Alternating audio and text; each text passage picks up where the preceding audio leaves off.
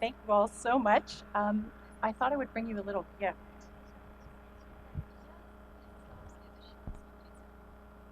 What's most spectacular about these particular bubbles is they're made from water from Monterey Bay.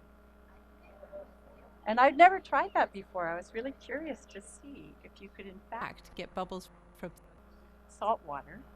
Turns out you can. And I bet there are many people in the audience today who can tell you about the physics properties of what allows bubbles from Monterey Bay to actually form. The reason I wanted them to be salt water and from Monterey Bay is that we're all sitting inside right now, but just outside the door is this extraordinary ocean, an extraordinary ocean. And I wanted to actually have little bubbles go out and maybe touch you so that you'll be feeling that ocean alongside you. I think that's a super important thing. We are living in extraordinary times for our understanding of what the ocean is. In fact, scientists right now, today, are out in Monterey Bay, and they are finding deep ocean animals. They're finding new species. Scientists all over the world are finding more new species today than at any other time in history. There's so much still to be found, and it's because of a combination of computer technologies like Dan was talking about, the ability to be able to understand what we knew before and compare it to something new. So the ability to see the ocean through the lives of the animals themselves. And I just wanted to tell you some of the things that have come out of that work. So while those scientists are out in Monterey Bay right now finding new species in the deep ocean, we also are learning that the ocean is not just a big vast bathtub of water, which I started working in marine protected areas about 25 years ago. And at that time, people thought, well, you can't really have marine protected areas because, why would you protect one little area when it's just a big swirling mass of water? It wouldn't make any difference. Turns out it makes a huge difference because what those animals are telling us is that the ocean is really a whole mosaic of homes. Homes exist in the ocean. There are really special places that matter to individual species in a way we could never comprehend even 10 years ago. We know this because we can now affix satellite tags using that same cellular phone technology and follow those animals and let them show us what matters to them. And I wanted to give you a couple of really, I find, intriguing examples.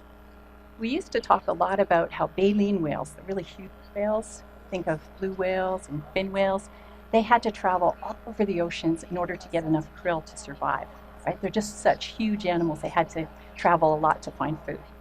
Well, it turns out there's a population of fin whales in the Gulf of California, or the Sea of Cortez, as you may have heard of it, and that population of fin whales doesn't migrate. It stays in the Gulf of California all the time, its whole life. Now, these are animals that are known as the greyhounds of the sea. They can travel really fast, and they can get in and out of the Gulf of California in 5 days if they wanted to. But they stay all year, and they stay all year because that area is so rich in food, it's enough to support them. And because they actually switch from eating krill to eating fish, depending on the season. So they tell us that not all whales migrate, that there are specific areas that matter. Right now in Monterey Bay, at the bottom of the ocean, there is at least one gray whale skeleton, probably many, and living on that gray whale skeleton, actually I should say in that gray whale skeleton, is an animal that is only at home in that skeleton. Okay? These species, there are dozens and dozens of species that only live on the decaying bodies of whales. They're called whale fall species. And those particular animals don't depend on sunlight. Probably a lot of you learned at school that, sun powers everything. Sun powers the plants, and the plants use photosynthesis in order to process that into energy, and animals that eat the plants then get their energy that way. Well, these particular species living in the bones of the decaying whales at the bottom of Monterey Bay are entirely dependent on the chemicals leaching out of those bones. It's called chemosynthesis, and they are not tied to the sun. They are tied to chemicals. So they are at home on the bodies of whales that are at home in Monterey Bay. Those particular animals, I'll just tell you a teeny bit about them because they're amazing. They're called bone-eating zombie worms. Very appropriate name. And bone-eating zombie worms, you'll be glad to know they're all females, but living in their bodies, inside their egg sacs, are little embryonic sperms. And those are the males. And sorry, guys, that's how it is. Amazing species going on there. So we know the ocean is full of homes. We know it's full of culture. And that's another thing we didn't know before. Right now, in Monterey Bay, there are gray whale mothers who are moving up the coast. They're coming from where the cows were born in Mexico, and they're heading up to Alaska. and they are keeping their babies close to the shore to keep them safe. At the same time, there are killer whale mothers in the bay right now with their calves, and they're bringing their calves there to learn how to hunt, and they're learning how to hunt on those baby gray whales. So we have all this interaction going on in an ocean that is just full of life. So I wanted to ask you a question. When you think about the environment, how do you feel? Just take a moment and share your feelings with the person beside you.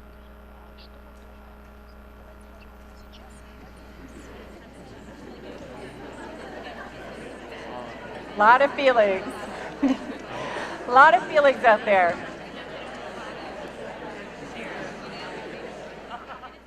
So I ask you that.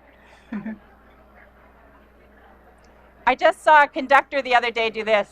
I ask you that question because it turns out that for a lot of people, we have a whole range of feelings about the environment, of course, but for a lot of people, feelings that first come to them, not wonder and extraordinary things. They are the feelings of dread, anxiety, fear, anger. Really strong negative feelings. In fact, I was working with a group of kids at a UN conference, kids from 92 countries between the ages of 10 and 14.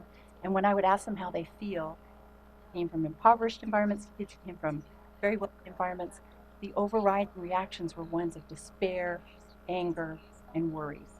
And I started thinking, why is that? And I would say that it's because we have a real narrative of gloom and doom. We constantly hear in television programs, in well-intentioned education programs. I myself, as a children's book writer, have written negative things about the environment. And it's not that there aren't crucial problems around the environment. It's just that that narrative is so dominant that it takes us to this gloomy place. The environmental issues are real, but if we end up in a gloomy place, what does that do for us? Well, for the last few years, I've been working with environmental educators and conservation biologists and students to try and get at this question of gloom and doom and despair. And there's a lot of interesting work coming out of conservation psychology that now tells us ideas like terror management theory. And terror management theory says if you are really afraid of something, deeply afraid of it, the way that you cope with that from a psychological perspective is you downplay it. You say it's not really that bad. And I think a lot of the climate change denial we see is probably influenced by terror management theory. Post-ecologism, another big word, but what that means is we've often thought people don't know, and if they did better, they would act better, right? But post-ecologism says keep telling people there's a problem, and you just keep telling them how bad it is. The thing they end up doing is they tune out, they turn down, or they just give up. And in fact, there seems to be a tie between that and hyper-materialism. You go out and you go shopping because you figure, I might as well get it while I can. So I think as people who are really keen on engaging people with the environment, we've got to think a lot about our zeal to tell people the problem. What we may in fact be doing is perpetuating the problem. So where should we go from that? Well, I would advocate that we really need to think about hope. We need to share stories of hope. So I have a couple for you. Right now in Monterey Bay is way, way, way more biodiverse and rich than it has been for 100 years. Steve Palumbi has a great book called The Death and Life of Monterey Bay, talking about the recovery of that bay. We're seeing the same thing off of the coast of Mexico, off the coast of Queensland. More fish, bigger fish in very short amounts of time, thanks to things like marine protected areas. I think we also want to think about hopeful things that we do as people. And one thing, I don't know how many of you might be lucky enough to go to the London Olympics this year, but if you go and you sit in the stadium, your footsteps walking along to get your ticket and go in are actually going to power some of the energy of that stadium. It's called crowd harvesting. And it takes the energy we use of our bodies to make power. I think we need to tell stories of resilience, like that more fish, bigger fish in a short amount of time. We have amazing stories of resilience. And there's a woman named Nancy Knowlton who's been working with the Smithsonian Institute, recognizing the impact of despair on conservation biologists. She invites them to come for one-day sessions at various meetings all over the world and to tell their stories of resiliency. Tell their stories of success. There are dozens and dozens and dozens from all over the world. I hope today while we're together, you're going to walk up to people and say, tell me a story of hope. Tell me a story of resiliency. I collected 12 of them just walking in the auditorium this morning. I also think we need to think about our collective power. We live in a time that some people have called post-normal times. And post-normal times are times when we're not quite sure who to trust. You know, the regular authorities are not feeling so authoritative anymore. We have incredible digital access to see what problems there are in the world. We're just not sure where we are. But what's coming out of that are amazing collectives. Arab Spring, like the Occupy movement, like the sustainable seafood program where you here in Monterey Bay can buy sustainable seafood right from local fishers. It's community Collective. It's doing things in a more collective way. I wanted to share one wonderful example, again, from the animals here in Monterey Bay with you, to show you collective power doesn't just belong to people. Humpback whales are animals that use tools. We don't think of whales using tools, but in fact, they collectively blow bubble nets. And those bubble nets, sometimes it's 10 to 14 animals will get together. One makes a call and calls a play, and the others all blow bubbles together to collect those fish.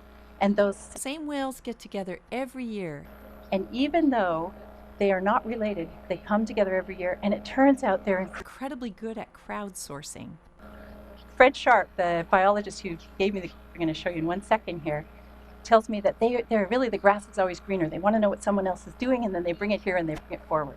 So I'm going to show you just an example here of some really inspiring collaboration.